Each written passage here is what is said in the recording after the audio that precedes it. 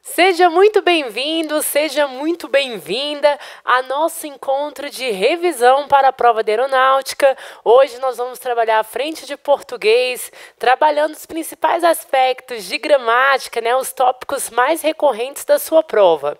É uma prova de múltipla escolha com 4 alternativas que normalmente aparece um texto, uma crônica, um texto jornalístico, não necessariamente literário, mas tem um texto na prova e a partir desse texto nós temos ali questões de interpretação, questões que vão contemplar a semântica, a compreensão textual e uma parte, uma boa parte da sua prova que vai ter os aspectos sintáticos trabalhados. Então, nós vamos encontrar aqui nessa revisão pontos importantes aqui, Fique comigo já na primeira questão na tela. Então, os filhos do quarto. Antes perdíamos filhos nos rios, nos matos, nos mares. Hoje o temos perdido dentro do quarto. Quando brincavam nos quintais, ouvíamos suas vozes, escutávamos suas fantasias e, ao ouvi-los, mesmo à distância, sabíamos o que se passava em suas mentes. Quando entravam em casa, não existia uma TV em cada quarto, nem dispositivo eletrônico em suas mãos. Hoje não escutamos suas vozes, não ouvimos seus pensamentos e fantasias. As crianças estão ali dentro de seus quartos e por isso pensamos que estarem em segurança. Quanta imaturidade a nossa! Agora ficam com seus fones de ouvido trancados em seus mundos, construindo seus saberes sem que saibamos o que é. Perdem literalmente a vida, ainda vivos em corpos, mas mortos em seus relacionamentos com seus pais, fechados no mundo global de tanta informação e estímulos de modismos passageiros que em nada contribuem para a formação de crianças seguras e fortes para tomarem decisões moralmente corretas e de acordo com seus valores familiares. Dentro de seus quartos, perdemos os filhos, pois não sabem nem mais quem são ou o que pensam suas famílias. Já estão mortos de sua identidade familiar. Tornam-se uma mistura de tudo aquilo pelo qual eles têm sido influenciados. E pais nem sempre já sabem o que os seus filhos são. Tenho visto tantas famílias doentes com os filhos mortos dentro do quarto. Convido você a tirar o seu filho do quarto, do tablet, do celular, a comprar jogos de mesa, tabuleiros e ter filhos na sala, ao seu lado, por no mínimo 2 dias estabelecidos na sua semana à noite. E jogue, divirta-se com eles, escute as vozes, as falas, os pensamentos e tenha a grande oportunidade de tê-los vivos, dando trabalho e que eles aprendam a viver em família, sintam-se pertencentes num lar, para que não precisem se aventurar nessas brincadeiras malucas, para se sentirem alguém ou terem um pouco de adrenalina que antes tinham com as brincadeiras no quintal. Então é um texto adaptado aqui de um portal, de internet.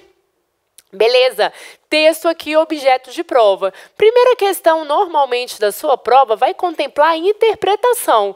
Então vamos lá. Leia. Nenhuma criança nasce folgada, ela aprende a ser. Assertiva 2. O grande mito de nosso tempo é que tecnologia é comunicação. Assertiva número 3. Torna-se aparentemente óbvio que nossa tecnologia excedeu nossa humanidade. E a quarta aqui, assertiva, o problema da internet é que ela produz muito ruído, pois há muita gente a falar ao mesmo tempo. Observe que nós temos 3 afirmativas aqui, afirmações categóricas, e o enunciado da questão pede justamente o quê? Assinale a alternativa. Opa, correu aqui a nossa questão. Assinale a alternativa que contém os pensamentos que podem ser associados ao conteúdo do texto. Então, vamos lá. O que comunga com uma ideia apresentada no texto número 1? Nenhuma criança nasce folgada, ela aprende a ser. O texto não vai trabalhar necessariamente a proatividade ou a atitude dessas crianças em relação a promover o protagonismo desses jovens. Sim, vai fazer esse questionamento em relação ao aprisionamento, a esse ar muito mais introspectivo e a falta de conhecer das famílias, não necessariamente em relação a uma atitude protagonista desses jovens. Então, o número 1 não contempla.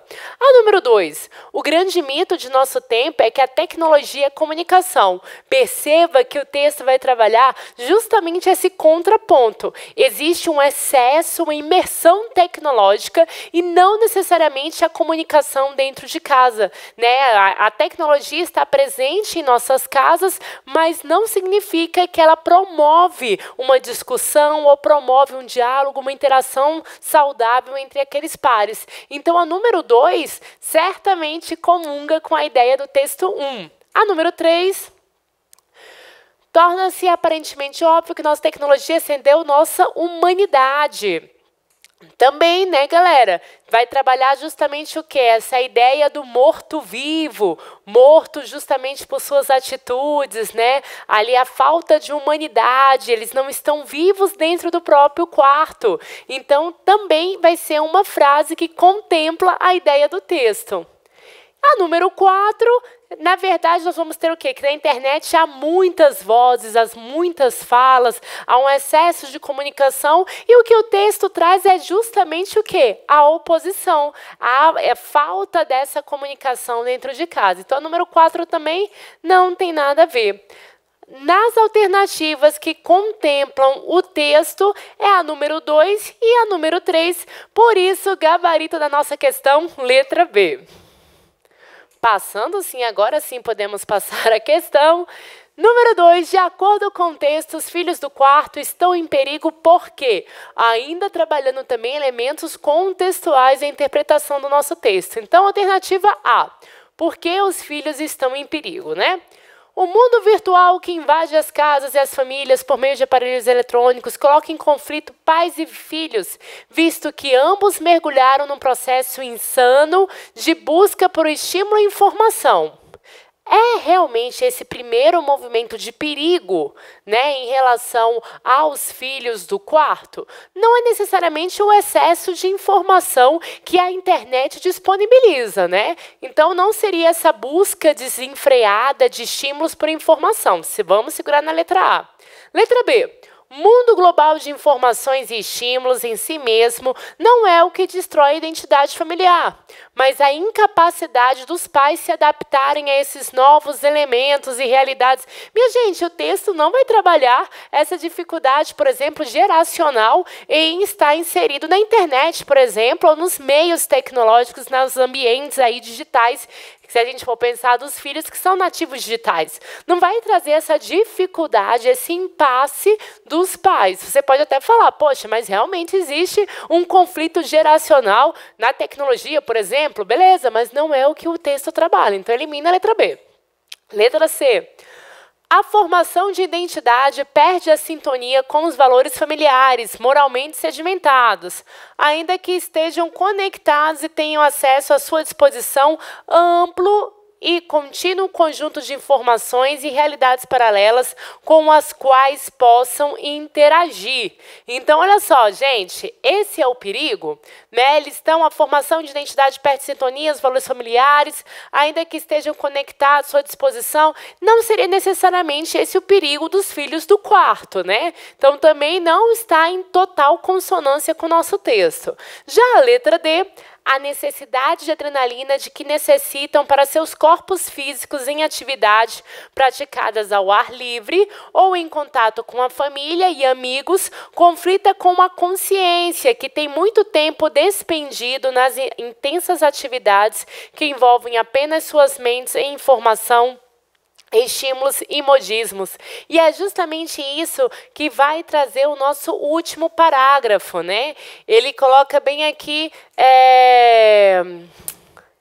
sintam-se pertencentes e que tenham, né? Ele vai trazer esse perigo, né, do ser influenciados por essas brincadeiras, né, nessas brincadeiras malucas para se sentirem alguém ou terem um pouco de adrenalina, ainda antes que tinham com as brincadeiras no quintal. Então, para ter essa adrenalina nas brincadeiras da vida ao ar livre, né, eles podem buscar essa mesma bomba ali de adrenalina em outros tipos de atividade, não é isso? Então, a necessidade de adrenalina que necessitam para seus corpos físicos, uma vez que já não estão mais em atividades ao ar livre ou em contato com os amigos ou até mesmo com os familiares. Então, esse é o perigo dos filhos do quarto apresentado no nosso último parágrafo do texto. E por isso a letra D é o gabarito da nossa questão de interpretação de texto. Em questões que vão trabalhar a interpretação de texto, a grande dica é recorra ao texto, né, minha gente? Aqui nós fazemos uma leitura dinâmica em função do tempo do nosso vídeo, até para que você também não fique muito cansado, não é isso? Mas é importante, sim, uma leitura atenta ao nosso texto de referência. Bora lá! Número 3 também ainda sobre o texto base. Então, olha só, o texto tensiona, ele põe em conflito o quê? Letra A.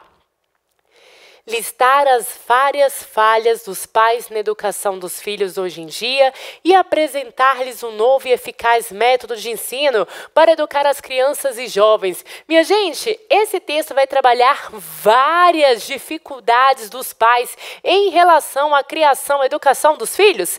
Não, ele vai trazer essa discussão à tona no sentido dos filhos do quarto imersos em seus mundos digitais, mas não tem esse enfoque nas falhas dos pais em relação à educação de seus filhos, muito menos a um método eficaz de educação. Então, letra A já elimine aí porque há de enrolação. Letra B. Propiciar uma reflexão aos adultos acerca da atual realidade familiar e incitá-los a uma nova postura no estabelecimento de diferente rotina para os filhos. Aqui nós temos uma alternativa possível, né? Uma reflexão aos adultos em relação a essa realidade familiar de desconhecimento da própria família dentro de um espaço, né? Às vezes dividindo os mesmos cômodos, mas imersos em seus celulares, e uma nova postura em relação a essa rotina. Onde é que está essa nova postura? Quando o texto propõe o quê? Dias da semana para ter contato, para jogar, não é isso? Estabelecer uma rotina com os filhos, uma rotina de presença. Então, segura na letra B, que é uma alternativa possível. Letra C. Alertar os adultos quanto ao mal causado pelos aparelhos eletrônicos e persuadi-los a eliminá-los. Minha gente, ele falou pelo menos uma rotina de 2 dias à noite, né? Eliminar. Não seja tão radical assim, né? Não precisa. Então, aqui nem continua a alternativa, né? Mas eliminá-los da mão dos filhos, solucionando de vez os problemas advindos do seu uso, né? Assim como se o jovem não tivesse mais contato com a tecnologia, como se fosse simples assim de só retirar e eliminar do convívio familiar. Muito pelo contrário, né, gente? Letra D, mostrar aos pais, a partir do confronto de argumentos favoráveis e contrários, o quanto foi importante a substituição da insegurança das ruas pelo ambiente tranquilo do lar, agora sem que os filhos corram riscos. Minha gente, ele vai trazer sim esse alerta em relação aos perigos dos filhos, mas não da insegurança das ruas, e sim da insegurança que existe mesmo dentro dos seus quartos, né? Imaturidade, ingenuidade seria acreditar que estariam completamente seguros, justamente porque ele vai apresentar esse contraponto dos seguros com essas brincadeiras malucas para ter adrenalina, não é isso? Então não tem essa ideia de argumentos favoráveis e contrários, na verdade vai pedir a saída dos filhos, e ele nem diz em relação às ruas, ele até com muita mais parcimônia fala que é a saída para o quintal dessas crianças para que elas brinquem. Então, letra B é a única alternativa possível para o gabarito da nossa questão aqui de interpretação de texto. Propiciar uma reflexão aos adultos acerca da atual realidade familiar e incitá-los a uma nova postura no estabelecimento de uma diferente rotina para os filhos. Letra B, gabarito da questão 3. Normalmente é assim, galera, pelo menos de 1 a 3 itens que trabalhem o quê? Relações de interpretação de texto. Já na questão número 4 na tela, vamos lá. Opa, corre não. Número 4. e olho para as flores e sorrio. Não sei se elas me compreendem, nem se eu as compreendo a elas, mas sei que a verdade está nelas e em mim. Alberto Caeiro aqui, um dos nomes, né, uma das figuras poéticas de Fernando Pessoa. Então, beleza, em relação à classificação do sujeito das orações do texto acima, marque V para verdadeiro e F para falso. Em seguida, assinale a alternativa com uma sequência correta. Observe que aqui o nosso fragmento poético funciona como um pré-texto. Não necessariamente iremos trabalhar as relações aqui, né, contextuais, muito mais a ideia o quê? De fragmento sintático. Então, beleza, ele já colocou aqui em relação à classificação do sujeito, é o nosso objeto de estudo na questão número 4. Os termos flores e elas são sujeitos simples do verbo compreender no primeiro e segundo verso. Então, vamos lá. Flores e elas. Voltemos aqui. Beleza. E olho para as flores. Galera, já sei que flores não pode ser sujeito, né? Marcando o meu verbo, sempre nossa referência para reconhecer o sujeito é a identificação do verbo. Então, fazendo a clássica, famosa pergunta ao verbo, quem olha? Não sou eu que olho pela desinência verbal, pela conjugação do verbo, eu não consigo identificar que é a primeira pessoa do singular e que dentro desse contexto ela está elíptica, ou seja, escondida, não é isso? Nós temos o nosso famoso sujeito desinencial ou oculto ainda, se você preferir, oculto, né? Então, quem é que olha? Eu olho. Quem olha, olha para algumas coisas. Flores funciona como um complemento verbal de olho. Então, só por isso eu já sei que a assertiva número 1 está errada, né? E elas, olha só, e não sei... Quem também não sabe, eu não, né? Eu não sei se elas, fazendo referência a flores, me compreendem. Então, compreendem, beleza. Quem compreendem? Elas. Elas é sujeito aqui, no caso de compreender. Beleza, no segundo verso. Elas quer, no caso aqui, um pronome em substituição de flores. Mas eu sei que flores não pode ser o sujeito no primeiro verso, justamente porque quem olha sou eu, né? E olho para quem? Para as flores. Flores, complemento verbal. No caso indireto, quem olha, olha para. Dentro desse contexto, o comportamento do verbo olhar pede preposição, olhar para. Então, aqui, falso, beleza? Justamente em função de flores. Na segunda alternativa aqui, na afirmação, os termos eu e as são sujeitos simples do verbo compreender. Mais uma vez, olha só no terceiro verso aqui, voltemos. Não sei se elas me compreendem, minha gente. Já vimos que eu não pode ser sujeito de compreender. São elas que me compreendem. Aqui o meu sujeito é elas, não é isso? Fazendo referência às flores. E esse as, vamos analisar aqui. Não sei se elas me compreendem, nem sei se eu as compreendo. Galera, quem é que compreende? Eu.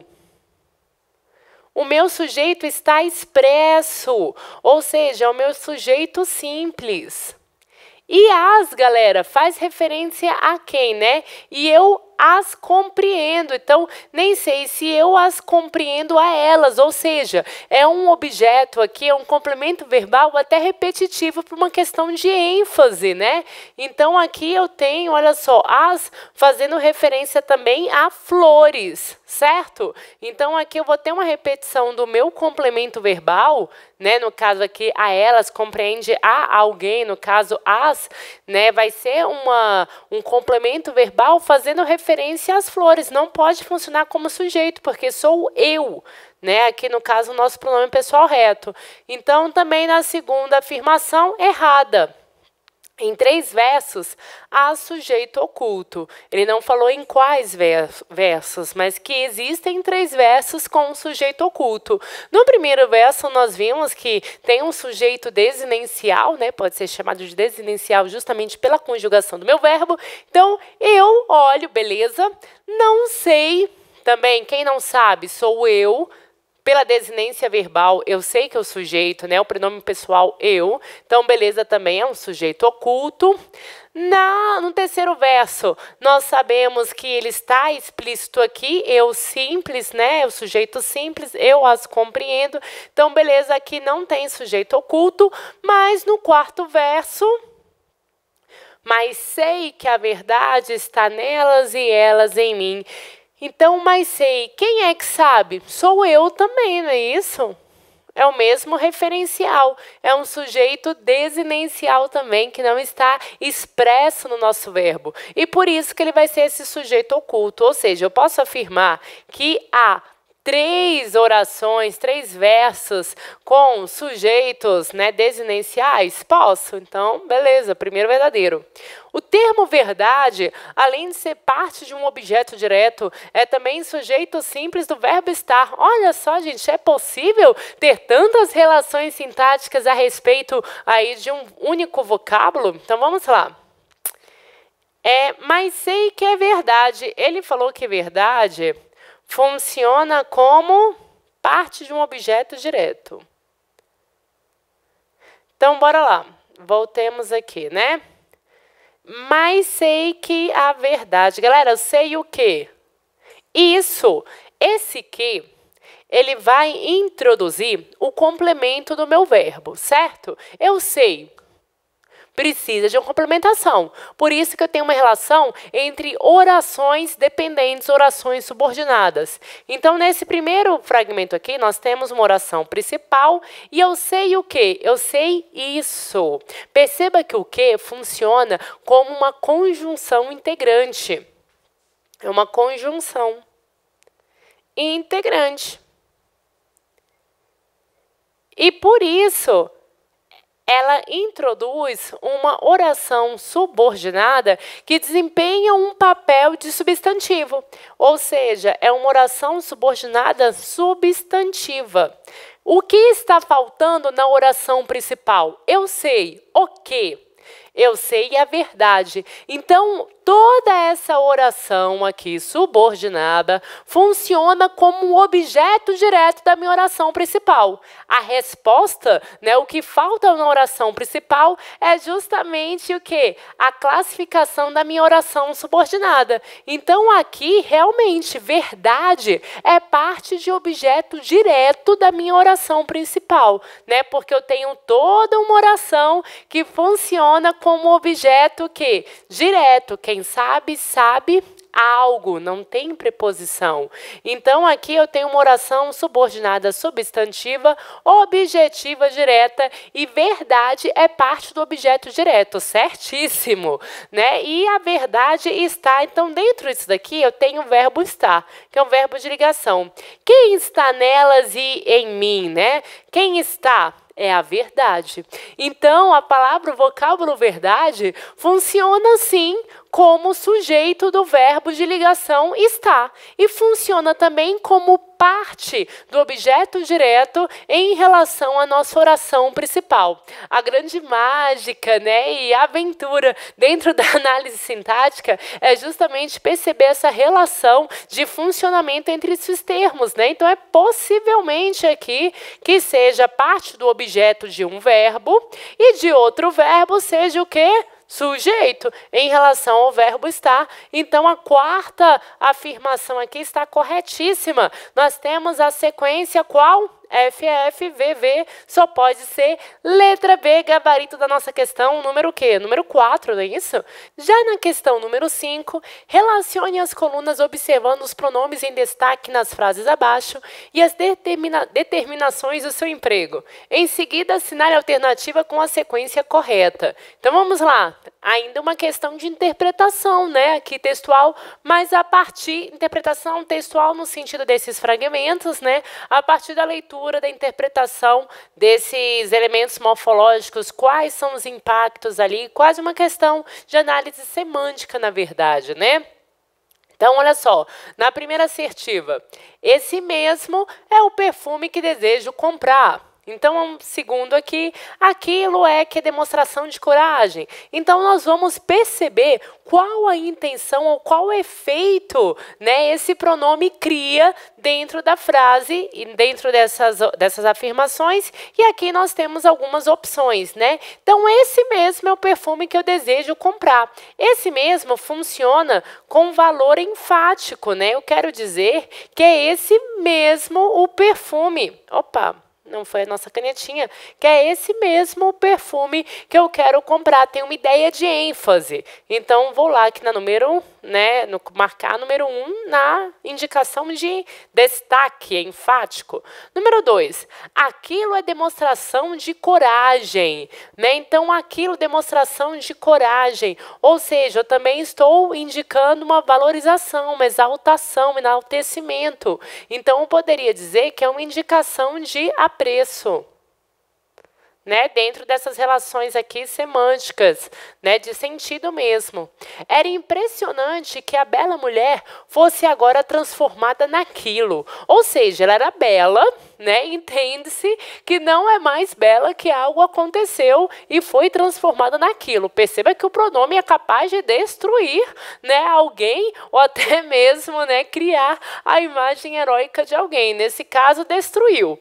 Então, poderia ser uma surpresa? Poderia ser uma surpresa? Não, né? Não pelo esse ar. Era impressionante que uma bela mulher fosse agora transformada naquilo. Indica desprezo? Também a gente não está com desprezo da mulher, né? Perceba que não tem esse ar depreciativo ou pejorativo em relação a ela. E muito mais de comiseração. E aí, o que é isso? É a ideia de compaixão, de piedade, né? Uma ideia de dó ali, de pena. Então, beleza, aqui indica, né, comiseração aqui, número 3. Já número 4, o Senhor quer que eu pague uma fortuna por isto. Perceba que isto, dentro desse contexto, despreza, né? Diminui, deixa um rebaixamento. Eu posso dizer que há um desprezo? Certamente, é isto mesmo que você está me oferecendo? É isto que eu vou pagar, né? Ou seja, não há uma correspondência entre o valor, né? O valor do agregado do produto e a precificação, né? Número 5, chegaram a noiva, o noivo, os padrinhos e o padre. Essa agora. Perceba que o essa agora poderia até mesmo ter uma ideia, né, também de ênfase. Poderia ser uma ênfase, né? Mas nesse caso, nós vamos assumir como surpresa, até porque na primeira não tem como indicar, né, uma surpresa. Então, por uma questão de eliminação aqui também, faz parte, né, dentro das nossas estratégias de resposta, né, aqui é a número 5, no sentido de essa agora. Então, beleza, até mesmo o valor da ênfase aqui, né, da exclamação, poderíamos também, né, fazer essa análise. Então, tem uma seguinte sequência, 2, 4, 1, 3, 5, vamos lá, a alternativa que corresponde a essa sequência, né? No caso aqui, 2, 4, 1, 3, 5. Então, nós temos aqui a letra D, gabarito da questão número 5. Vamos lá, galera, questão número 6. Quanto à concordância verbal, assinale a alternativa incorreta. Vou destacar aqui o incorreto para chamar nossa atenção, para não perder o foco, né? Então, na letra A. Todos esperávamos pela apresentação do herdeiro da coroa real, no pátio do palácio. Se eu estou falando de concordância verbal, é uma relação entre o verbo e o sujeito, certo? Existe essa harmonia, essa consonância, que o meu verbo concorda com o sujeito no sentido de número, no sentido de pessoa, certo? Então, beleza, todos esperávamos. É possível essa concordância? Eu estou fazendo uma concordância pela elipse, né? No caso, pela ideia. E aqui está, né, elíptico, o nosso sujeito, a nossa pessoa aqui gramatical. Mas eu sei que todos nós esperávamos pela apresentação do herdeiro da coroa real. Ou seja, todos têm essa ideia do coletivo e o nós, que é a primeira pessoa do plural, que é coletivo também, né? Tem essa ideia do nós majestoso, que ele é inclusivo. Então, essa concordância por ideia, na elipse da pessoa gramatical, e quem é a pessoa gramatical é justamente esse nós, ela é possível sim, a letra A está correta. Cuidado, né? Cuidado aqui, não se precipite na ideia de não ter o sujeito e fazer a concordância ali, opa, todos, né? Todos e quem? Todos nós esperávamos a pé pela desinência verbal, é uma possibilidade. Na letra B, na igreja, soava 18 horas no momento da esperada coroação do príncipe. Ainda continuo com essa história do príncipe. Cuidado! Destaquei o meu verbo, soava. Verbos que trazem a indicação, venham a indicar horas, têm certas particularidades. Se eu não tenho o meu sujeito expresso, se eu não tenho referência à ideia de relógio, né, soavam. Perceba que a concordância será feita a partir o quê? Das horas. Verbo soar, verbo bater, verbo dar. Se não tem, no caso, a ideia de um relógio, né, ali expresso na minha oração, eu tenho que fazer a concordância com o horário. Então, 18 horas é mais de uma hora? Certamente. A correta escrita seria o quê? Soavam 18 horas no momento da esperada coroação do príncipe, por aí vai. Como aqui não tem a ideia de relógio ou outra ideia similar, né, no sentido aqui de aparelho que vá, né, conduzir ali as horas, o meu verbo tem que fazer a concordância com o horário ali proposto, certo? Atenção, verbo soar, verbo bater, próprio verbo dar também, que pode ser utilizado nesse contexto de horário, né? Então, a minha concordância será feita com o horário expresso, certo? Letra B, ela está incorreta e ela é o gabarito da nossa questão. Mas ainda vamos analisar as outras alternativas, não é verdade? Então, vamos lá. Letra C. Um grupo de bandidos armados, após a coroação, arrancaram o príncipe das mãos dos pajens. Olha só aqui a trama, né, de polícia. Então, beleza, arrancaram. Quem arrancaram? Um grupo de bandidos armados. Perceba, galera, eu tenho aqui um sujeito formado por uma estrutura e é uma estrutura que tem um elemento coletivo, né? Que ideia é essa coletiva? Do grupo, né? Então, um grupo armou, um grupo arrancou, é possível essa concordância.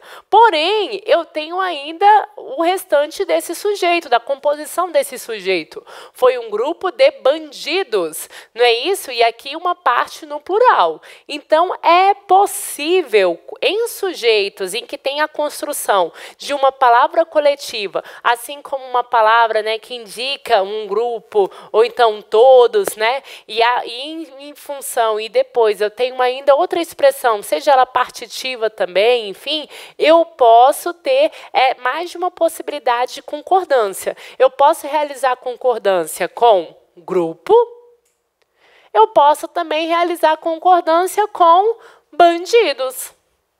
Então, um grupo de bandidos arrancaram, é possível. Um grupo de bandidos arrancou, é possível também. Normalmente, por uma questão até de eufonia, por um bem escutar mesmo, geralmente nós fazemos a concordância com o termo mais próximo. Por isso, um grupo de bandidos armados, no plural, fica mais, né, fácil ali de ouvir, mais harmonioso. Porém, poderia ser no singular também, concordando com o grupo? Poderia, tranquilo. E esse após uma coroação é só para, né, elaborar aqui na nossa leitura e deixar mais distante, né, o nosso verbo do nosso referente aqui de sujeito. Então, cuidado também quando o verbo está distante do sujeito de referência, né? Às vezes a gente pode perder ali um pouquinho.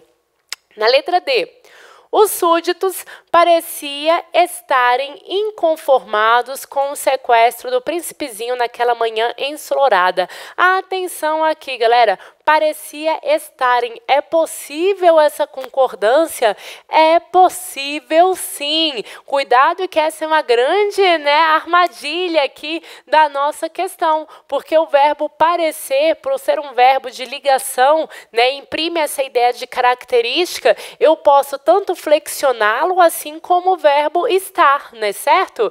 Então, parecia estarem conformados com o sequestro do príncipezinho naquela manhã ensolarada. declarada de acordo com a gramática normativa é possível diante desse contexto do verbo de ligação, que no caso aqui da nossa estrutura, o parecer cumpre a vez. Então, na letra D também está correta, por mais diferente que seja, e não seja também uma construção do nosso dia a dia, mas ela está correta. Letra B, cuidado que vai lidar com uma particularidade gramatical, é uma questão boa de prova. Questão número 7. Assinale a alternativa em que o sufixo em destaque indica a forma de proceder. Beleza.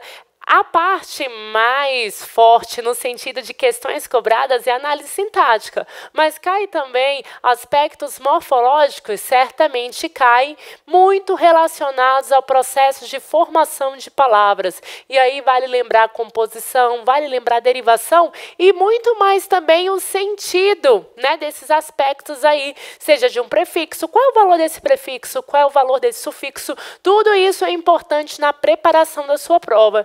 Então, na letra A, que falta fazem as boas notícias que enlevam por demonstrações de heroísmo, forma de proceder, forma de agir. Heroísmo, olha só, galera, heroísmo vai mostrar esse, no caso, sufixo acréscimo, né? O sufixo é um acréscimo após o radical, não é isso? Nós queremos avaliar sufixos. Sufixo ismo vai indicar a ideia de proceder, a ideia de ação, de modo de agir? Sim, né? Vai revelar o quê? De forma heróica, com heroísmo, né? Então, segura aí, heroísmo. Na letra B, os investigadores, galera, esse sufixo de dores aqui, entregadores, né? Aqui, pessoas, né? Procuradores, tem muito mais a ideia o quê? De indicar pessoas e pessoas atribuições, né? No caso, até mesmo profissionais vai ter essa ideia. Então, os investigadores se depararam muito mais relacionado a nomear o quê? Qualificar profissões ali. Né? Então, investigadores não têm a ideia de procedência, a ideia de modo de agir. Era evidente o magnetismo que exalava o casal com seus ousados e perfeitos passos de dança. Galera, magnetismo. Perceba que nós temos heroísmo, magnetismo, aqui praticamente o mesmo sufixo, mas estabelecem a mesma relação semântica, a mesma relação de significado. Ismo também muitas vezes é indicado para indicar o quê? Estilos, tendências, correntes literárias, né? Então, por exemplo, nós temos o quê? O romantismo, nós temos, né, o parnasianismo, tudo isso indica movimentos, correntes, tendências. O magnetismo aqui vai indicar também o quê? Uma tendência, uma qualidade, não vai ter a ideia de procedimento, de ação, certo? Já na letra D, ninguém esperava uma reação tão imprópria, tão infantil, tão surpreendente para um homem barbado. Nesse caso, barbado, esse sufixo ado, né, caracterizado, né, estilizado, a ideia do ado, ido, vai estar muito mais relacionado com características, atributos de uma pessoa, né? Então, importante aqui na formação de adjetivos, né? Então, um sufixo que funciona muito bem na formação de adjetivos. Não vamos ter essa ideia de procedência. Aqui melhor exemplifica a ideia de proceder, de agir, é a letra A com o sufixo heroísmo, certo? Então, por mais que nós tenhamos aqui, né, aparentemente o mesmo sufixo, a gente tem que prestar atenção, porque as relações semânticas são diferentes a partir do meu contexto. Questão número 8, voltemos aqui, né, à análise sintática. Leia. O romance sempre engendra surpresas que podem me seduzir ou me deixar, indiferente. Considerando que, do ponto de vista da gramática normativa, as orações... Olha só, tem explicação, né? A prova já vem nos ajudando. As orações subordinadas não devem permanecer isoladas em períodos, como acontece com oração em destaque. Como assim, né? Isoladas em períodos. Ponto final, né? Pontos, surpresas, que podem me seduzir, parará. Então, como acontece com oração em destaque no enunciado? A pontuação da frase acima deve ser refeita. Assinale a alternativa que traz a correta justificativa para a pontuação adotada. Então, vai trabalhar pontuação? Vai. Porém, pontuação não é apenas uma questão estilística aqui do meu período. É uma questão que é sintática, morfossintática. Então, cuidado aqui. Vamos analisar essa estrutura. O romance sempre engendra surpresas que podem me seduzir ou me deixar indiferentes. Galera, esse que faz a retomada de quem? Das surpresas. Essas surpresas podem me seduzir ou podem me deixar o quê? Indiferente. Se é um termo que faz retomada, se é um termo que está resgatando uma menção, ou seja, é um pronome relativo. Qual é a grande dica para identificar um pronome relativo?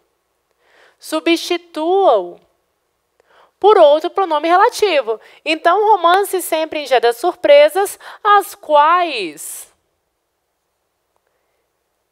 podem me seduzir. E olha só que coisa bonita, né? Que coisa bela. O meu verbo faz até a concordância com surpresas, porque o meu, no caso aqui, é o meu referente, né? E o que retoma. Então, as surpresas, as quais podem me seduzir, beleza, é uma vírgula, né? Qual, no caso, quem inicia, né? Qual vai ser a oração subordinada que é iniciada por pronome relativo? Você não pode esquecer disso, é muito importante para a sua prova, né? Os pronomes relativos introduzem orações subordinadas que indicam o quê? Características, qualidades, atributos. São as nossas orações subordinadas o quê? Adjetivas. Então, os pronomes relativos introduzem as orações subordinadas adjetivas. E para sua sorte, né, para sua boa lembrança e alegria, as orações subordinadas adjetivas são classificadas em duas formas, né, apenas duas formas. Elas podem ser explicativas. E aí tem a dica, né? Explicativas, ela vem com a pontuação por meio da vírgula. Ou podem ser restritivas. Restritivas quando tiver essa ideia o quê, né? De restrição. Então, beleza. Explicativas ou restritivas. Aqui eu tenho o quê? Justamente romance sempre engendra surpresas, vírgula, que podem seduzir ou me deixar indiferente. Se há vírgula, ou seja, é uma oração subordinada adjetiva explicativa, ok? Então, vamos lá. Os romances sempre já de surpresas, que podem me seduzir, beleza, colocou a vírgula certinho. E disse que era uma oração subordinada adverbial consecutiva e exige o uso de vírgula. Minha gente, tem nada de consecutiva adverbial, não. Ela é introduzida por um pronome relativo, que faz menção a um termo anterior, que no caso é surpresas. Então, eu estou diante de uma oração subordinada adjetiva. Letra B. Também colocou a vírgula no mesmo local, certinho. Oração subordinada adjetiva explicativa. Deve ser separada por vírgula. Lindo, isso é poesia para os nossos ouvidos. É o gabarito da nossa questão. Pronomes relativos, classificação da oração subordinada adjetiva, tem uma recorrência na sua prova. Então, fique ligado, não se esqueça. Letra C. Não colocou nem a vírgula e diz que é uma oração subordinada concessiva. Concessivas são aquelas que apresentam uma ideia de oposição. Apesar de você, não é o nosso caso aqui, né? Então, letra D, colocou os 2 pontos. Que podem me seduzir ou me deixar indiferente. E diz que é uma oração subordinada substantiva. Elimine. As orações subordinadas substantivas não são introduzidas pelo pronome relativo, e sim por uma conjunção, a conjunção integrante. Para saber esse tipo de conjunção, a grande dica é trocar por isso ou aquilo. Como identificar o que na função de pronome relativo? Função não, né? Na classificação de pronome relativo. Faça a substituição por um outro pronome. Exemplo, os quais ou as quais, dependendo do meu contexto. Então, aqui também não pode ser, né, uma oração substantiva, nem existe essa relação de oração subordinada substantiva e explicativa. Não. Explicativa restritiva é próprio de adjetiva, por isso o gabarito da questão é a letra B. Questão número 9. Assinale a alternativa que contém a pontuação correta do texto. Então, lembrando, pontuação, mais uma questão que vai envolver pontuação, porém nunca é pontuação sozinho, viu? Não seja ali, né, ingênuo, daqui é um ledo engano. Na verdade, são questões sintáticas. Então, os 5 sentidos do homem ajudam-no a tomar conhecimento de tudo o que acontece. Cuidado! Os 5 sentidos do homem, o que ajudam? Né? Não são os 5 sentidos? Então, aqui eu tenho o meu verbo. O meu referente é os 5 sentidos do homem. E aqui, lembrando, né, os 5. Então, os sentidos do homem. Aqui, tudo isso funciona como nosso sujeito. No caso aqui do verbo ajudar. Então, eu não posso separar por meio dessa vírgula o sujeito do meu verbo, certo? Então, aqui já elimina. E acontece à sua vista, seja um ruído, seja uma lâmpada acesa, um odor, qualquer coisa pode atuar sobre ele com um estímulo capaz de provocar uma associação significativa. Beleza, o restante até passa, mas primeiramente essa vírgula não caberia, justamente porque eu tenho um verbo e um sujeito. Eu não vou, separar por vírgulas esses elementos essenciais da oração. Letra B. Os 5 sentidos do homem ajudam, ou beleza, sem vírgula, né, a tomar conhecimento de tudo que está à sua volta. Possível? Possível. Seja um ruído, então aqui nós temos outra oração. Vírgula, seja uma lâmpada acesa, outra oração. A vírgula vai servir também para ordenar essas orações coordenadas. O que é isso? Orações independentes. Um odor. Então, atenção. Seja um ruído, seja uma lâmpada acesa, seja um odor. Essa vírgula também pode marcar a elipse do meu verbo. Significa que esse verbo está escondido. Para não marcar mais uma vez o mesmo verbo e ficar repetitivo, eu coloco a vírgula. Então, a vírgula também marca o quê? A elipse verbal. Qualquer coisa pode atuar sobre ele como estímulo capaz de provocar uma associação significativa. Segura a letra B, que ela é excelente candidata a gabarito da nossa questão número 11. Segura aí na letra B. Vamos à letra C. Os 5 sentidos do homem ajudam a tomar conhecimento de tudo que acontece à sua volta. Gente, conhecimento de quê?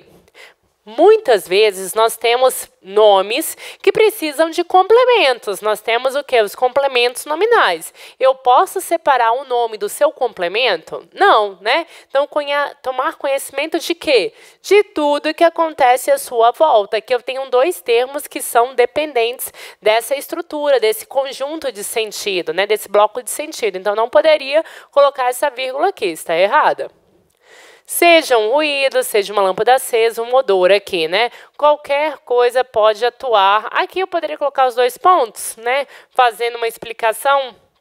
Qualquer coisa pode atuar sobre ele. Como estímulo, aqui também não, né?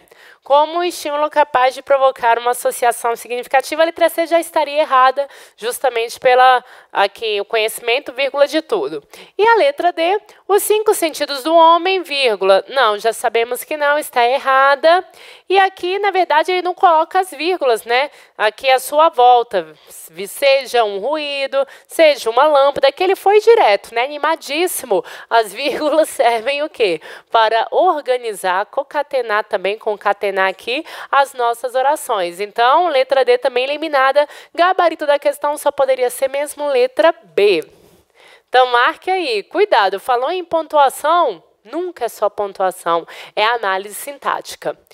Questão número 10. Observe os termos destacados nas sentenças abaixo e, a seguir, assinale a alternativa que traz a correta respectiva sequência de sua classificação sintática. Essa questão é aquela combo, né, que vai trazer aos nossos conhecimentos várias funções sintáticas e nós vamos relembrar. Então, aqui na primeira assertiva, né?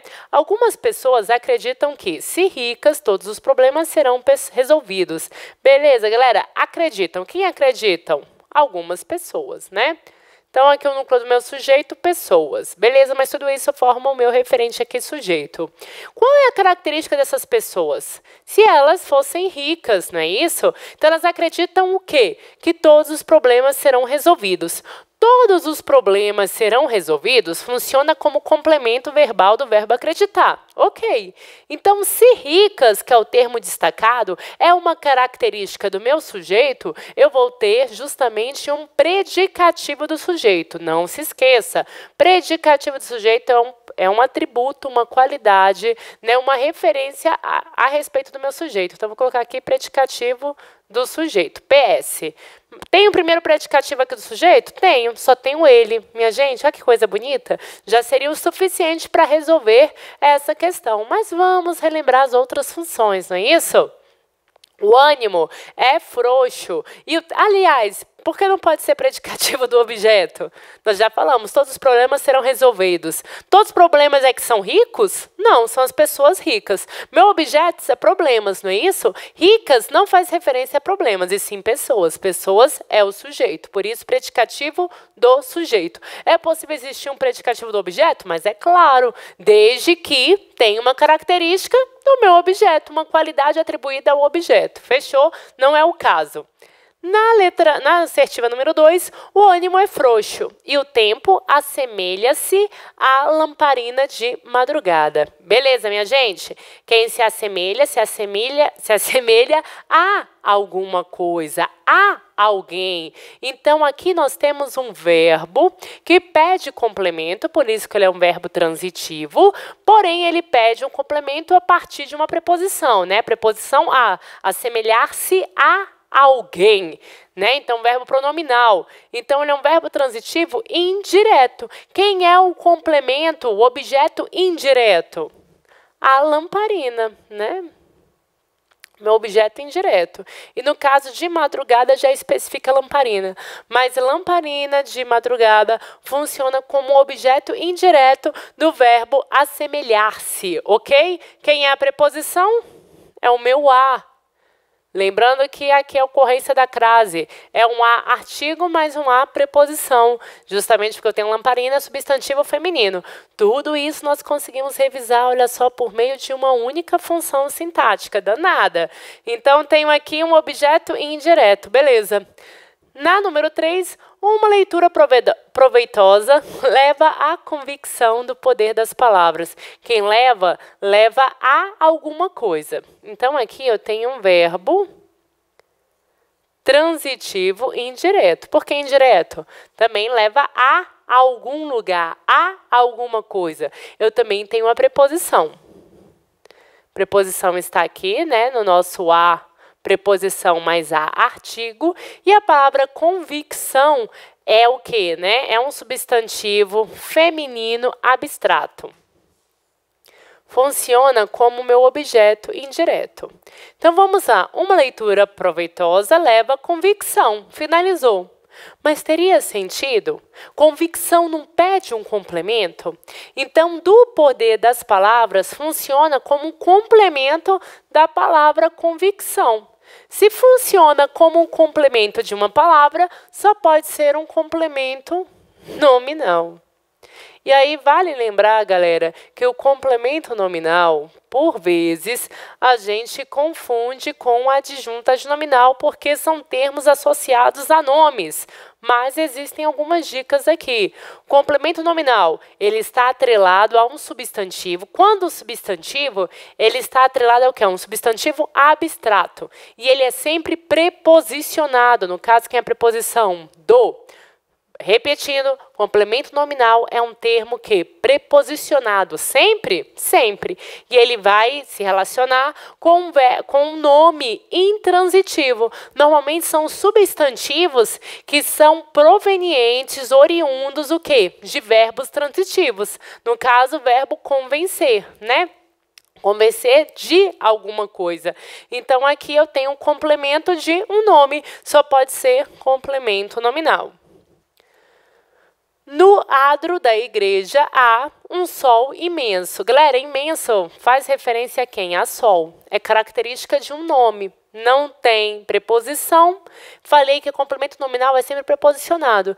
Se está atrelado a um nome, tem a ideia de característica, é um adjetivo. Por excelência, né, aqui dentro da classificação normativa, a mais tradicional, nós temos que o adjetivo cumpre a função de adjunto adnominal.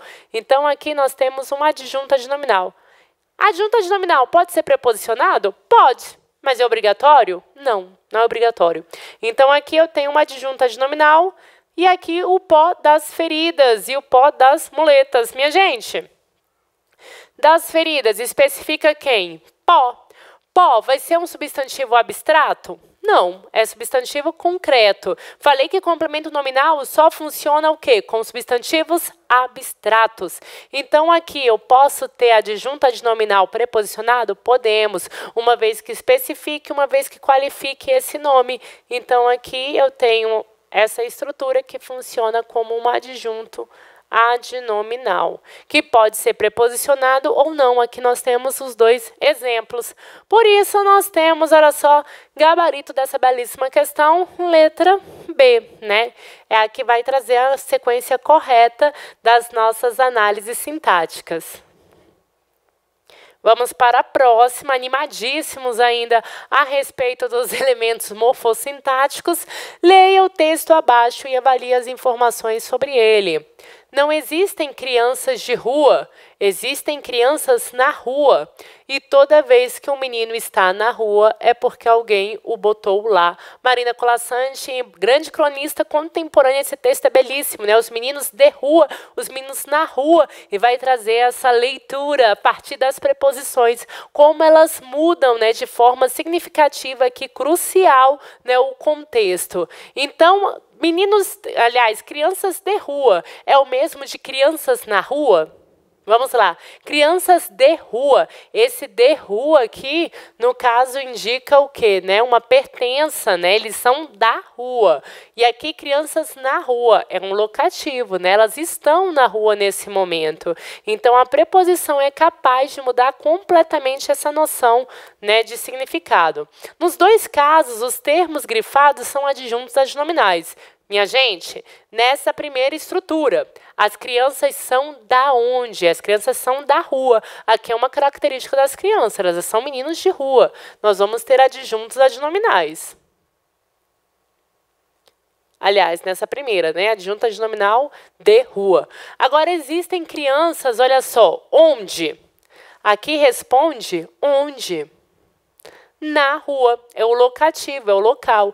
Aqui funciona como adjunto adverbial, indicando esse espaço. Aqui eu dou característica, de rua dá característica. Na rua indica espaço, é local, é adjunto adverbial. Então, não posso afirmar que são o quê? Adjuntos adnominais, só a primeira oração. A expressão de rua denota qualidade. E na rua expressa localização, que acabamos de falar, né? Certinho a análise. Na assertiva número 3, com a troca da preposição no adjunto, o texto passou a fazer uma crítica à sociedade. Sim, fez uma crítica à sociedade, né? Todas as crianças que são de rua é porque um dia foram colocadas lá, né? Não nascem crianças das ruas, nascem crianças das mães, dos pais, que depois os deixam nas ruas e com o passar do tempo viram crianças de rua. Esse texto é belíssimo. Está correto o que se afirma em 2 e 3. Vamos lá, alternativa que traz 2 e 3. Letra C, gabarito da nossa questão número 11. E a questão já número 12 aqui na tela. Vamos, opa, correndo a número 12, corra não, venha cá. Vamos lá. Assinale a alternativa em que o termo destacado não desempenha a mesma função sintática do que se destaca na seguinte frase de Machado de Assis. O ponto cresceu, fez sol. Fui por ali dentro, sem arder, porque as almas são incombustíveis. Então, tem marcado aqui o vocábulo incombustíveis, né? Quem são incombustíveis? As almas. Ok, meu sujeito. meu verbo, né, verbo ser. Verbo aqui de ligação vai indicar uma característica. De quem eu estou falando, né? Quem são incombustíveis? Não são as almas? Então, beleza. Incombustíveis é um adjetivo do meu sujeito. E nós já falamos que é adjetivo do meu sujeito, né? O que vai dar qualidade, o que vai dar característica. E eu tenho uma combinação com esse verbo de ligação, é justamente quem? Meu predicativo do sujeito. O predicativo do sujeito tem uma relação também estrutural, né? Aqui nesse caso é um verbo de ligação. Então, sempre que denotar a ideia de verbo de ligação, que ele estiver mesmo implícito nas nossas construções, mas indicar a característica do meu sujeito, vou ter um predicativo. Então, letra A. Carlos saiu estudante e voltou como doutor. Perceba que esse voltar não é simplesmente a ação de retornar, e sim ele está como doutor, né? Qual é a característica dele? Ele está doutor, né? Então, aqui funciona como uma característica de quem? De Carlos, não é isso? Vai ser um predicativo do sujeito, sim. E o voltou denota essa ideia de qualidade, de estado. Lembrando que os verbos de ligação não existe, é claro que tem os mais recorrentes, mas não existe uma relação obrigatória taxativa só a esses verbos, não, né? Então, voltou como doutor. A sensação vibrante da arena, o vaqueiro já não o era. Né? Ele já não era o quê? Né? Quem não era? O vaqueiro. Ele já não era a sensação vibrante da arena. Aqui, no caso, nós temos uma oração que foi colocada em ordem direta. Então, quem é a característica? Né? A sensação vibrante do vaqueiro. Então, faz referência ao nosso sujeito. Também é predicativo, né? Então, ok. Perceba que aqui era o nosso verbo de ligação. Letra C. O médico deixou a sala de cirurgia. Muito fadigado, muito cabisbaixo. Perceba que aqui, olha só, eu tenho muito fadigado, muito cabisbaixo, fazendo referência a quem? Ao médico. Porém, que é onde está o verbo, né? O verbo está escondido, ele está elíptico, até pelo uso das vírgulas, né? Um médico. Quem eu estou deixando elipse? De novo, o termo médico. O médico está fatigado. O médico está muito cabisbaixo. Então, eu tenho referências aqui, olha só, elípticas por meio da vírgula.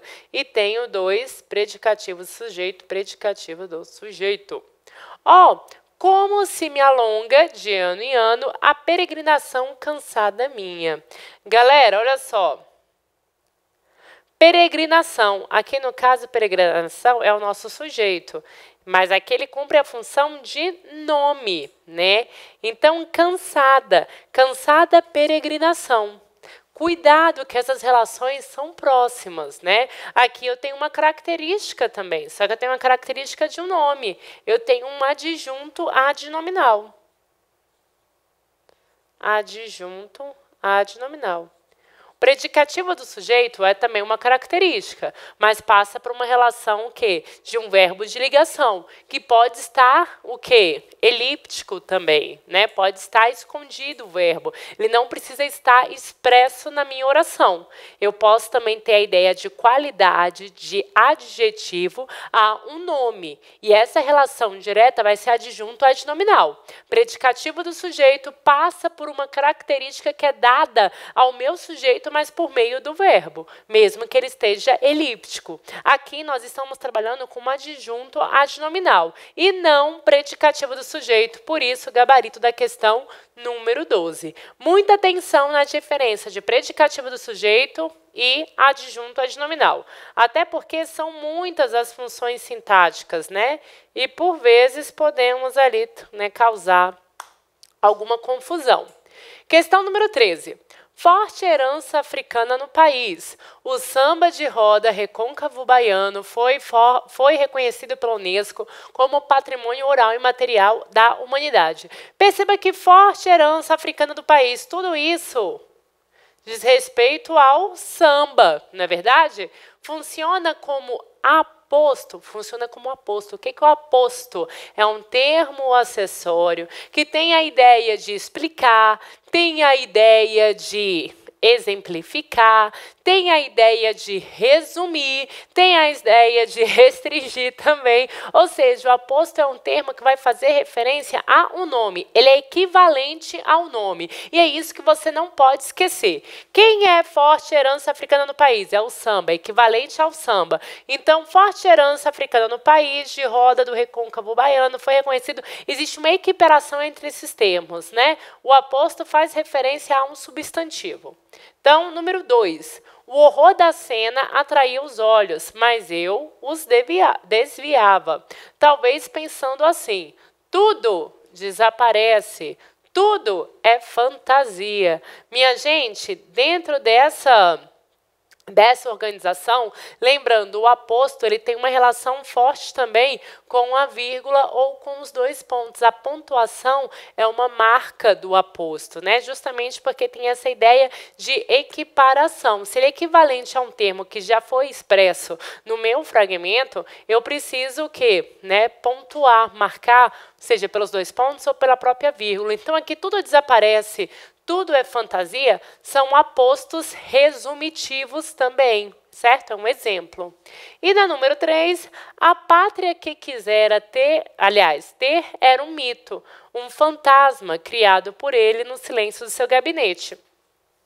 Um fantasma criado por ele no silêncio do seu gabinete é uma construção, é uma característica de mito, dá uma ideia de qualidade. Não é a mesma coisa, não tem uma relação de equivalência, e sim uma relação de qualidade. Se há uma relação de qualidade a um nome, a ideia de um adjunto adnominal. Né? Se eu tenho aqui a ideia do aposto, é uma equiparação perfeita. Eu estou falando, são termos que têm a mesma referente. Aqui eu estou acrescentando o quê? Característica. Então, eu vou encontrar aposto nas seguintes afirmações, né? Na número 1 e na número 2, na letra A. E a assertiva no número 3 é um adjunto adnominal. Então, gabarito da questão, letra A. E já a próxima questão na tela, questão 16. Observe a estrutura adjunta ao texto. Opa, acho que pulamos uma questão, né? Questão número 15. Assinale a alternativa em que o uso correto da crase... Aliás, acho que pulamos mais outra também. Olha só, beleza? Aqui, questão número 13, ok. 14. Questão número 14. Meninas numa tarde brincavam de roda na praça. Os termos em destaque do ponto de vista sintático são classificados como... Vamos revisar aqui as mais frequentes funções sintáticas. Meninas, numa tarde. Galera, isso daqui não é um modificador, não expressa uma circunstância, né? Então, é a mesma coisa de responder a pergunta... Quando? Quando elas brincavam, né? E aqui brincavam o quê? No caso, de quê? Não é isso? Nós temos numa tarde. Expressa o quê? Tempo. Então, nós temos adjunto adverbial de tempo. Beleza?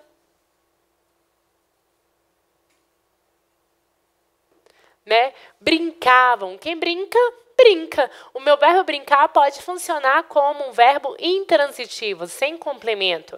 Então, quando eu falo brincavam de roda, né? Então, brincavam de roda na praça. No caso, nesse na praça, que seria o termo destacado originalmente, né? Responde o onde.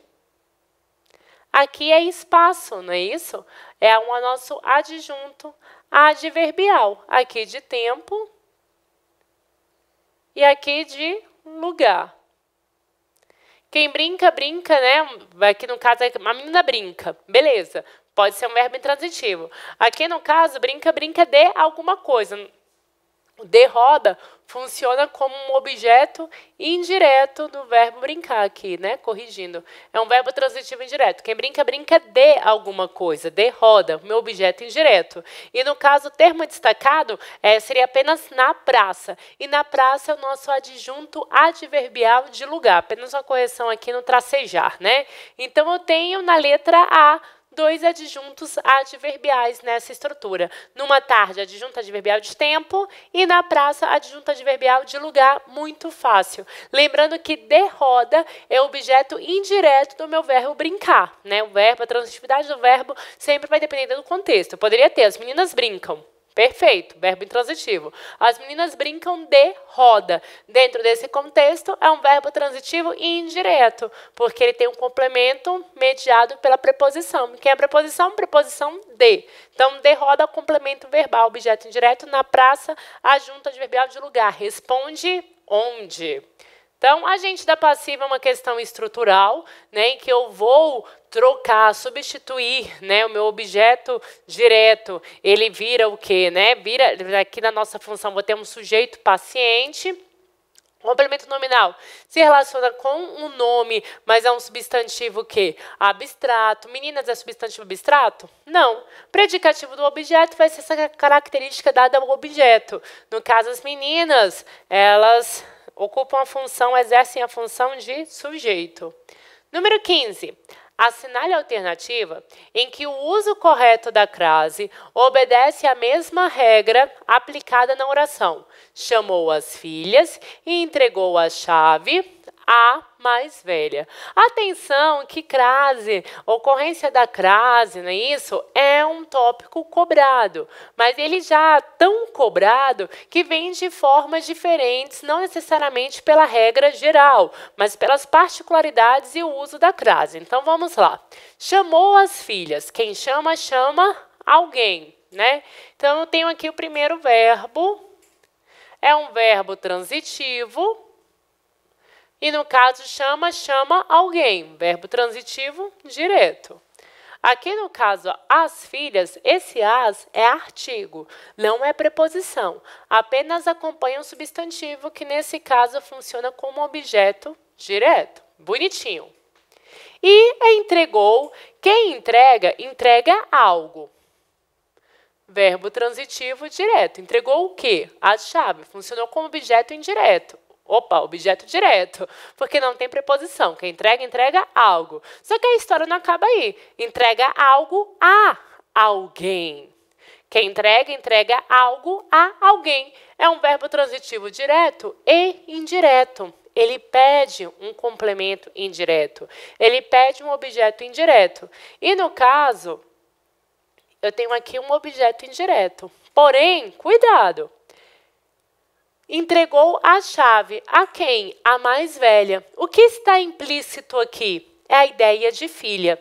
Então, aqui eu poderia reescrever: entregou a chave à filha mais velha. A ideia de filha está implícita aqui, né?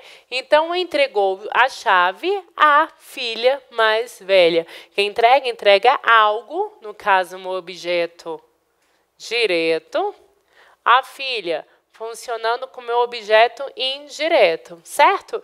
Então, existe essa relação elíptica de um termo que já apareceu na minha oração, mas por uma questão semântica eu consigo interpretar que eu estou falando dessa mesma pessoa, certo? Então, a crase vai ter essa função também de determinar, especificar que eu estou falando da filha. Fechou. Fez uma excursão à cidade de Santos. Quem faz, no caso, a excursão a algum lugar. Aqui é em relação à cidade, em relação à ideia de movimento. Justifica na mesma regra? Não. Aqui, excursão a algum lugar. Deslocamento, a ideia também, ocorrência da crase. A crase está correta? Está correta. Porém, não está, né, sendo utilizada no mesmo argumento do exemplo acima. Letra B.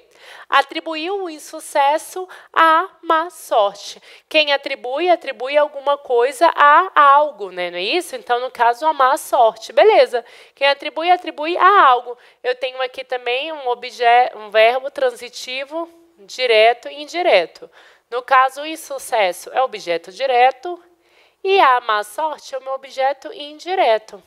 tranquilinho, não é isso? Tem um verbo também VTDI. Porém, aqui não tem nenhum termo elíptico, né? Eu não tenho a necessidade da crase, na ocorrência da crase, para especificar, né? Então, na letra C, minha roupa é igual à do João. Cuidado, você até olharia, poxa, João é um nome masculino, não é isso? Então, não tem nem ocorrência da crase. Errado. Olha só. Vamos reescrever. Minha roupa é igual. Quem é igual, minha gente? Não é a do João? Então, minha roupa é igual à roupa do João. Para não repetir a mesma palavra referente, eu tirei, não é isso? O termo a roupa, mas eu sei que eu faço referência a ela e marquei o quê? Com um acento grave, com ocorrência da crase, para especificar. É o mesmo caso de um termo elíptico. E a crase só vem o quê? A especificar, a determinar esse termo que foi retirado, que esse termo está implícito pela interpretação da minha oração. E por isso, olha só, aquela alternativa que parecia errada, né, inicialmente, porque tem um nome ali masculino, cuidado, ela é o gabarito da questão, justamente porque eu faço referência à roupa, que é esse termo que eu não repeti, que está elíptico na minha estrutura. E a última, ninguém é insensível à dor, insensível a alguma coisa. E no caso aqui, esse nome transitivo pede um complemento. Isso daqui vai ser um complemento nominal, né? É um complemento nominal. Complemento nominal tem preposição? Tem. Está certinha a ocorrência da crase, mas não é a mesma explicação do nosso enunciado. Para gabarito da questão, só pode ser a letra C, porque elas apresentam os mesmos argumentos, as mesmas justificativas para a ocorrência da crase. Questão 15 é uma questão boa. Questão 16. Observe a estrutura adjunta ao texto. Ampliar os horizontes dentro do emprego de secretária executiva, parará, né? Assinale a alternativa em que conste o objeto direto da estrutura apresentada. Bonito, né, gente? Simples. Se é objeto direto, se relaciona com o verbo. Marquemos aqui o verbo. Ampliar é verbo? É verbo. Então, quem amplia, amplia algo. Não é isso? Amplia os horizontes. Não é isso? Então, aqui, os horizontes é o nosso objeto direto. Por que objeto direto? Que amplia, amplia algo, verbo transitivo direto. Dentro do emprego, né? Dentro do emprego vai funcionar esse dentro aqui como um adjunto adverbial. No caso de secretária, funciona como adjunto adnominal de emprego, porque é característica. E executiva é também um adjunto adnominal de secretária. Quantos adjuntos adnominais, por exemplo, eu posso ter numa estrutura? Vários, quantos você quiser, justamente porque são características que eu vou dando a um nome. Lembrando que adjunto adnominal é um termo acessório da oração, né? Então, aqui figura como objeto direto o termo horizontes do meu verbo ampliar. Gabarito da questão muito simples, letra A, 16. Não podemos esquecer objeto direto, objeto indireto, cai na sua prova. Questão 17. Em relação à regência verbal, como o verbo se comporta em uma determinada circunstância, uma determinada estrutura? Analise os itens abaixo. Aprender com os meus erros. Quem aprende, aprende com, não é isso? Aqui eu tenho um verbo transitivo indireto. Olha só a minha preposição, objeto indireto. A lutar contra as injustiças. O verbo lutar, lutar contra, né? Também tem uma preposição aqui, até contextual, né? Então, beleza. É gritar todas minhas dores para o mundo. Quem grita, grita, no caso, né? Grita algo, todas as minhas dores. E ainda eu tenho para o mundo dentro desse contexto. Olha só, eu tenho dois complementos verbais. Grita, grita algo a alguém. Grita para, beleza. E aqui a número 4, aproveitar cada instante de felicidade. Quem aproveita, aproveita algo. No caso, aproveita o quê? Instante, né? De felicidade complementa a ideia de instante. Não é preposicionado de felicidade, aproveita de felicidade, não. Aqui, de felicidade funciona como a junta nominal de instante. Quem aproveita, aproveita algo. É verbo transitivo direto. E aqui, objeto direto, um instante. Né? No caso, instante de qualquer coisa? Não, instante de felicidade. Então, felicidade especifica esse instante. Vamos aqui, as alternativas. No item 1, o verbo pede complemento não regido por preposição. Minha gente, tem a preposição, então, né, tem a preposição com. Na letra B, no item 2, o verbo pede complemento regido de preposição. Então, lutar contra. Sim, nós temos aqui preposição, segura na letra B. Na letra C, no item 3, o verbo pede apenas um complemento e este vem regido de preposição. Não, quem grita, grita algo. Grita as dores. Grita a alguém, grita para alguém. Então, tem um verbo bitransitivo dentro desse contexto. Ele vai pedir um objeto direto, porém, há um objeto indireto também. E a preposição é para. Então, a letra C está errada. No item 4, o verbo pede dois complementos. Um não regido por preposição e outro regido de preposição. Letra D. Aliás, número 4, aproveitar. Aproveitar algo. Aqui, minha gente, eu só tenho o quê? Um complemento, e é um complemento direto. De felicidade especifica instante. De felicidade não se relaciona com verbo, não é objeto indireto. Letra D também está errada. E a letra E, tanto no item 1 como no item 2, verbos não pedem complemento. Errado, todos os verbos são transitivos. Gabarito da questão só pode ser letra B. Simples, porém, cabe atenção, cabe análise. Questão 18, assinale a alternativa que reescreve a passagem do texto de acordo com uma norma padrão, né, de colocação pronominal e concordância verbal. Para não esquecer, colocação pronominal, não iniciamos, não é isso? Oração com pronome oblíquo. Então, tem que ter, né, um fator atrativo também para colocar esse pronome antes do meu verbo, né? Agora, lembro-me dos tempos em que nas calçadas existia cadeira. Galera, primeira questão. Tenho aqui um advérbio. Advérbio é um fator atrativo do pronome. O que significa? Que o meu pronome vai para perto desse advérbio. Então, agora, me lembro. E lembro-me de. Lembrar-se, verbo pronominal, pede preposição. A preposição está certa, mas a colocação do pronome está errada. E ainda tem outra questão. Existia cadeiras. O verbo existir tem a concordância, né? Quem existia, no caso, as cadeiras. Então, elas existiam, certo? Letra B. Agora, me lembro dos tempos em que na calçada existia cadeiras. Certinho, o pronome do lado do advérbio é um fator atrativo, não é isso? Porém, ele esqueceu de fazer a concordância do verbo existir. O verbo haver, no sentido de existir, que é impessoal. Mas o verbo existir, quando ele é utilizado, quando ele é empregado na minha estrutura, ele vai realizar a concordância. Então, aqui é colocação pronominal, mas também pede concordância verbal, que é essa relação do verbo e o referente dele. Então, a letra B está errada pela questão que da concordância verbal, que está incorreta, não existiam. Na letra C, agora me lembro. Beleza? O nosso advérbio continua. O pronome perto do advérbio, porque é um fator atrativo. Continuamos com a preposição lembrar-se de. É um verbo pronominal. E o verbo pronominal pede preposição e que na calçada existiam cadeiras. Correto, letra C. gabarito da nossa questão. E a letra D e a letra E a gente já poderia eliminar só pelo início aqui. Me lembro, né? Não iniciamos aqui, no caso, as orações com o pronome oblíquo. Esse daqui já é um conhecimento, né, dado e você lembra bem. Não se esqueça disso, né? Se esquecer-se. Então, beleza, esquecer-se disso. Gabarito, letra C.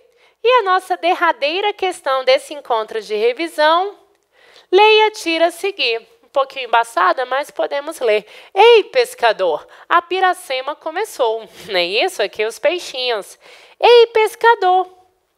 Galera, a palavra pescador exerce a função de. Então, vamos voltar aqui. Marquei o meu verbo, referência na nossa análise sintática. Quem começou? A piracema vai ser esse sujeito simples, expresso, escrito na nossa oração. Verbo não pede complemento, ele está acabado ali na ação verbal, é verbo intransitivo. Ei, pescador, com quem eu falo, não é com esse pescador, não é o meu interlocutor, eu não estou chamando a atenção desse interlocutor. Atenção, ele é sujeito? Não, a piracema é sujeito. Ele é aposto? Ele é equivalente a piracema? Pescador e piracema é a mesma coisa? Não é mesmo. Ele é complemento do meu verbo? Não, meu verbo é intransitivo. Né? Então, aqui é verbo intransitivo, começar. Dentro desse contexto, só pode ser vocativo, vocare do latim, a ideia de chamamento. Não se esqueça, vocativo vai ser essa função sintática responsável por indicar um interlocutor com quem eu falo. E por isso, gabarito da nossa última questão, questão 19. Aproveite para revisar aqui os nossos elementos, nas nossas análises, principalmente sintáticas, porque são questões recorrentes na sua prova e muito importante na sua preparação. Agradeço demais a sua presença e nos encontramos na próxima. Fui!